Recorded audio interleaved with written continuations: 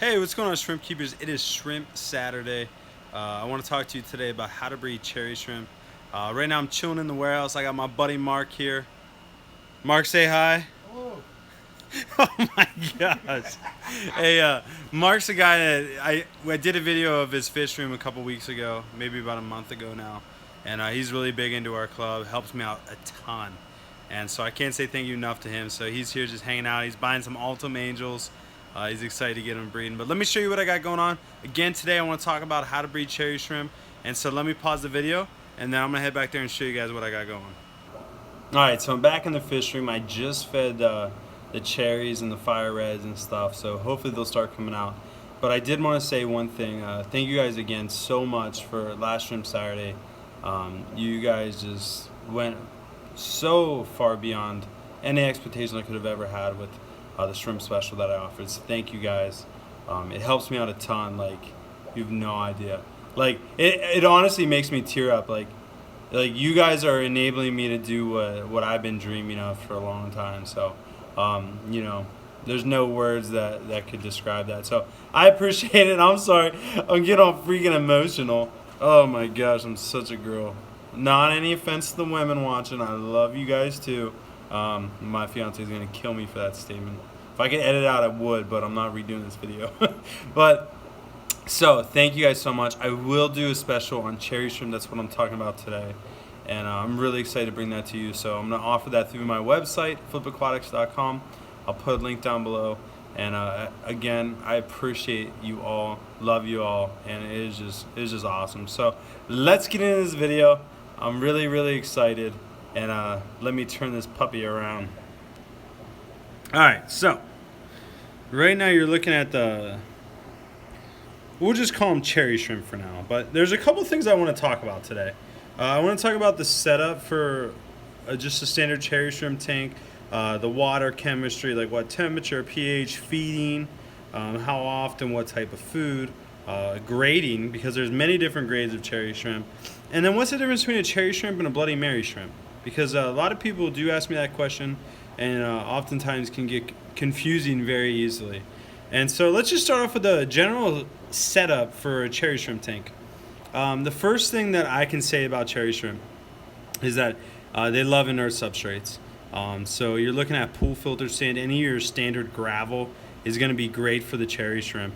I use pool filter sand in all of my tanks, absolutely all of them that don't require a buffered substrate. Pool filter sand, you can get it like at Burnett Pools or any place that sells hot tubs or pools. You can buy it at. It's usually about $3, $4, maybe $5 tops for a 50-pound bag. It's always clean. I don't even wash it first. I'm being completely honest with you guys. So it's the most economical. You only need about half an inch of substrate, maybe a quarter an inch, and that will eliminate any gas buildup that you could get under the substrate. I've talked about that in past videos. And so I highly recommend pool filtered sand just for its cheapness and its effectiveness. And so definitely get that. The next thing I always recommend is driftwood. And I never want to tell you guys to get something that doesn't benefit a tank. And so the reason that I think driftwood is so important, I use Malaysian driftwood, and I'll get into that. But the reason driftwood is so important, it's not because of the tannins, because people can debate and say, you know, tannins aren't beneficial, there's no benefits to tannins or driftwood. The benefits, even though tannins I believe are very beneficial to a tank, especially like blackwater tank, like all those good tannins, the antioxidants it puts in the water, different things like that. Like, I think it's very beneficial. But the best thing about it is it provides a lot of nook and crannies for the shrimp to hide on. It also provides surface area for biofilm to grow, because driftwood is known for growing biofilm. And honestly, if you're particular about your tank, you want to clean off the glass and different things like that, you're not going to clean off a piece of driftwood. You're just going to let it go. And so you're more inclined to leave the nasty algae and all that on there, and the shrimp are going to get on there and they're going to graze. And so I fed the shrimp right now, and there's still shrimp on the driftwood digging around, finding stuff in the little nooks and crannies. There's a buried cherry shrimp in the top right-hand corner going across there. And so driftwood is such a great thing in any aquarium. especially a shrimp tank. So I highly recommend it. The reason that I only use Malaysian driftwood is because it sinks instantly. You don't have to wait. You don't have to, boil it. Nothing like that. You just put it in. I always do rinse it off. Let me do say that. I rinse all pieces off because you never know what it came in contact with. But you don't have to boil it. I never have. And I have, 144 shrimp tanks or whatever it is. And I have not had any serious problems with it. And so that I recommend. The next thing I recommend is leaves. And the reason I recommend leaves is because, again, tannins, which some people can debate, but they're going to break down over time. The snails are going to eat them, and they're going to break down. There's going to be a little microorganism that actually eats the leaf, and the shrimp are going to eat that microorganism. So it's a great alternative food source for baby shrimp, for shrimp to graze on, different things like that. And again, it's providing more surface area, it's providing more hiding places, and so all around it's a great thing. I would recommend, don't go crazy. Like, I just have one leaf, maybe 2 leaves in this tank, and it's a 40-gallon tank. And so you don't need a ridiculous amount of leaves in a tank. Just one. Once you start seeing it decay, put another one in, and so on and so forth. I never, ever, ever pull these out. I leave them in there, and they'll completely decay and get eaten up. I never pull them out. So I don't have any problem with just leaving them in there. The next thing that I highly recommend, which I do not have in this tank, I do have some live plants up here, but I don't have moss yet. And I think it's because mainly time restraint.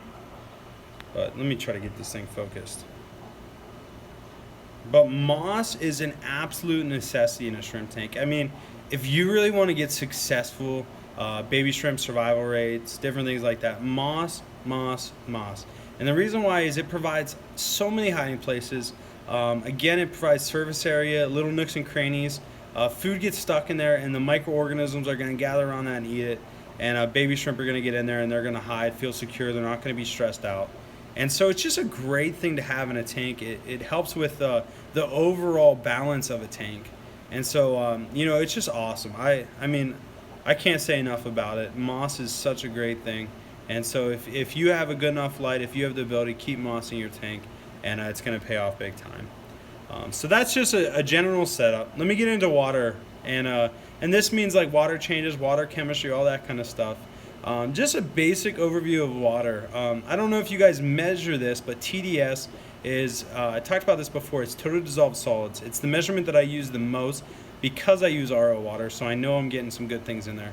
But a TDS around 200 to 300 is absolutely perfect for cherry shrimp.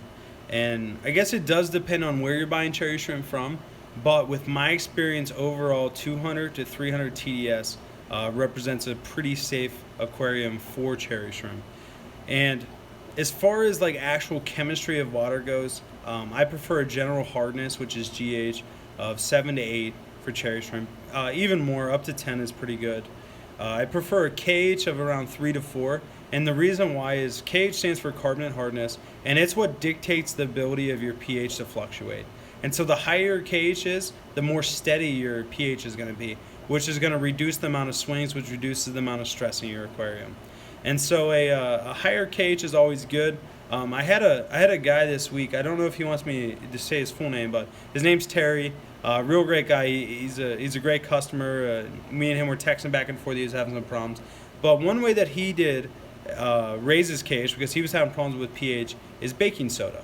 It doesn't take a lot, let me tell you that, because he overdosed and he was freaking out. And hopefully he's got it under control now. I got to send him a text here in a little bit. But you can definitely raise your KH. There's other better ways to do it.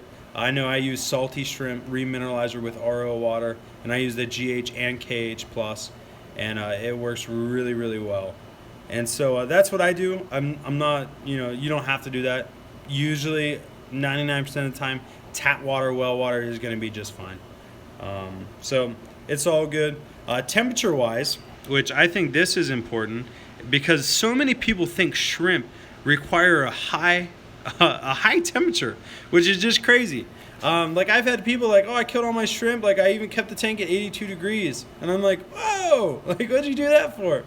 And so I always say shrimp are the perfect, absolute perfect basement pet.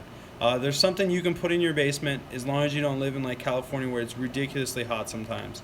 You put them in your basement. You don't have a heater in there, and you just let it fluctuate with the room. And I never see swings of more than 2 or 3 degrees in a day, and so 99% of the time they're going to be fine.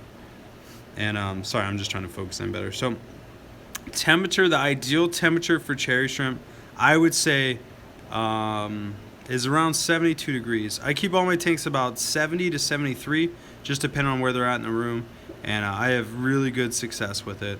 And so that is what I would recommend. The highest I would go is 76 degrees. The reason why is once you start getting over 76, you start really running the risk of bacterial infections, just because different bacteria thrives in hotter water, and you can really get yourself in trouble with a bacterial infection. So that's that. pH, these guys are, they like a higher pH. They don't like your low pHs like your Taiwan bees or your crystal shrimp. They like just the standard low pH, and that's what or the standard high pH, I'm sorry, and that's what they thrive in. So I would say anything above 7 is good. Once you start getting around 8, that's a little high. But again, pH is not a measurement that I use often. I usually try to get my hardness right, my GH, my KH, my temperature, my TDS, and usually when you keep those things in check, everything else just kind of works itself out. And so with cherry shrimp, I really wouldn't get bent out of shape as far as water quality, but you still have to do water changes, which leads me into the next topic is water changes. How much, how often, and I recommend doing 1 to 2 water changes a month. 2 is probably the most ideal. It's the safest, and I would say no more than 15-20%. 20% being the absolute max. I do about 15% twice a month. Sometimes I do 15% every 2 months. It just depends on how busy I am and everything that's going on. But if you really want to have a successful colony, definitely do your water change a little bit more often, and you'll see some better results. And it's just all good. And it's just water changes are one of those things. Like, some people say they do 50% and they have great results. Some people say they do 10% and they have great results. 15% seems like a good magic number. And so just don't get crazy. Shrimp are hardy. They don't produce much waste. As long as you're not overfeeding, they're fine in a tank for a couple months. Really, I mean, I have tanks that I didn't do water changes on for 3 months and had no issues whatsoever. But they didn't breed. I mean, they just kind of just stayed alive. And they weren't thriving, but they weren't dying. And so shrimp can definitely tolerate a little bit of abuse. And, a lot of people say they're sensitive. And they are to a certain extent, but they're becoming really hardy. And so it's just one of those things, just, keep up on your water changes and no problem. And even if you slack off every once in a while, you shouldn't have any real issues. And so, that just is what it is. But let's move on to the next topic, feeding. Cherry shrimp. They are probably one of the least pickiest eaters I've ever had. I think it's because they were raised up in the hobby a lot and have been for many years now, and they accept so many different types of food. And so I don't want to recommend a certain type of food because these guys truly will eat almost anything. I know in the past I've recommended EB-ITA breed, and that food worked really good for me for a while, especially for the Taiwan bees. I have moved away from it just because of, I didn't order it back in, and I was trying something else, and other things worked okay. And now, I would say, you can pretty much get anything. If you're in the United States, if you go to kensfish.com and order some vegetable pellets, mini pellets with calcium added in, those are an ideal food source for these guys. I feed it to them. Usually a lot of their diet is that. Spirulina pellets, those are great. Any kind of fish flake. I have a whole tank of these that just live off of fish flake food. And they're doing just fine. There's babies in there. Again, they're not doing as good as they could because I'm not being very particular about them. But, they're doing all right. So if you really want to feed these guys something good, one food that I'm using right now, which I haven't used it long enough to recommend it, but I'll tell you guys, it's MK breed. I get it from Blue Crown. He gives me a pretty good deal on it. I order a bunch of it. And, it works pretty good. I've had some good results from it so far. But again, I don't want to recommend it just because I haven't used it long enough to really feel comfortable to tell you guys, like, hey, this stuff works. And so if you want to try it, great, but don't quote my word on it. One thing I don't want you guys to do is don't go out there and buy a whole bunch of different shrimp food. Every month there's a brand new shrimp food and they say it's the best thing that's ever happened. You know what? Just pick a shrimp food that works and stick with it. And that's where you're going to find your best results, because consistency is important. And I preach that over and over again. Consistency is everything. And so how often should you feed? Every other day. That is the easiest thing to do. Feed in amounts that they can consume within 2 to 4 hours, and feed every other day, and you're going to start getting good results. If you want to be particular, feed every day in smaller amounts, and you're going to get good results that way too. So it's just whatever fits your schedule. I recommend doing once every other day. That's just, it's working good for me, and so I know it'll work good for you. And so moving on is grading. You know, what is a cherry shrimp? What's a Sakura? What's a fire red? What's a painted fire red? Different things like that. And right now you're looking at mainly cherry shrimp. When you see the ones that are clear, like in the middle of the screen, the younger ones, they are what I would consider cherry shrimp. And then you start looking at the ones that are not solid, but they're kind of patchy. Like, let me see if I can point my finger. Like this guy right here, I would consider him a Sakura. He is you know, he's not solid, but you know, he's like, this one's kind of a Sakura too. This one right here, the bigger one. You know, it's got decent color, but it's not great. And so once you move up from like the clear, you know, the things that are mainly clear but have a red tint to them, which are the cherry shrimps, the Sakuras, you start getting some speckled red in them.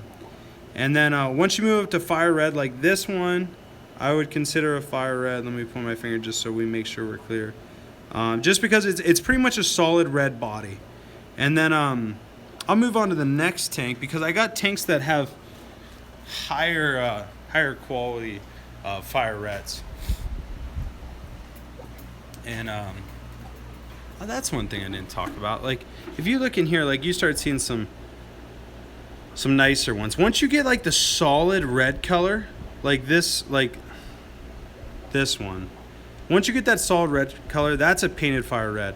And that one's young too, so that means it's even a higher quality, because they gain color as they age. So the older they get, the better their color, usually. And so as a young shrimp, that's a really nice shrimp. And then one tip is, everyone always asks me, can you feed them things that brighten up their color? Yes, you can, but I wouldn't recommend it. And the reason why is, if you start feeding color enhancing foods, and if you're like most people that are in the shrimp industry or the shrimp hobby, any hobbyist, usually you sell what you breed. And that's just, you know, that's standard for our hobby. And so if you sell shrimp that look great to someone else, and then they have them for a couple weeks and then they turn to crap because they're not getting color enhancing flakes or color enhancing food, people are going to be pissed at you. And so I don't feed color enhancing stuff. The MK breed does have some color enhancing stuff. I try to stay away from it and just stick to like the cheeseburger and different things like that, or rotate between them so much that it doesn't affect them. But color enhancing food is not my cup of tea, just because in my mind it's kind of like false advertising. But one trick I can tell you is, if you keep these on a black substrate, they're going to color up a lot better and look a lot nicer. But the reason I keep them on white mainly, like this tank's getting switched to white, is because then it's easier to call. Because they're going to be at their worst color when they're on white. And so you'll know when you have a great shrimp and when you have a really bad shrimp. And so that way I'm not, you know, selling them or sending them to you guys, and you're getting them and you're like, dude, what did you just send me? Like, and so I try to stay away from that. And then it comes down to, what is the difference between a I did tell you. So a Bloody Mary, or not a Bloody Mary. Let me go back. So you got cherry shrimp, which are pretty much clear with a reddish hue. You got Sakuras, which are a speckled red. You got fire red shrimp, which are almost a solid red. And then you got painted fire red shrimp, which are so red that you can't even see through them. Like, they are completely solid. And so painted fire red is the highest quality one. Usually these come from Taiwan. They're imported. And it's because they're out in the sunlight. Sunlight plays a huge factor in how shrimp color comes out. And so whenever you get shrimp from overseas, painted fire reds are usually the females, because females color out better than males. If you get a painted fire red male, you're doing something right. And so they come with a lot of tricks. So when I would never buy painted fire reds imported, just because of the fact that the next generation you're going to get a bunch of poop. So try to get them from hobbyists that breed them themselves, because those are the people that worked really hard to develop them indoors and not under sunlight, not just the females, different things like that. So that's a little cup of tea. So that's grading. Now, what's the difference between a Bloody Mary and a cherry shrimp? So if you look at these are just your standard cherry shrimp. There's a red really in there in the mix, and cherry shrimp, their outer exoskeleton is what is red, and so like these ones, you can see that. Whereas Bloody Marys, it's the pigment of their tissue is actually the red color. So I'm gonna show you some Bloody Marys here in a second, and you can see the difference. But you can see these are the exoskeleton, and their colors will fade and grow over time, and then let me see. The Bloody Marys are right here. And again, when they're younger, their color's not as good. But you can see, like, the two adults down here, which they're not great to see, but they are an absolute solid red. And it's not like their shell's red, but their actual tissue is red. And so that's what the big difference is. And some lines, which this is where the conflict comes in. Let me get into this. So some lines of Bloody Marys were said to be bred from chocolate shrimp. So you'll get some variations out of them. That's how you know you actually have a Bloody Mary line according to them.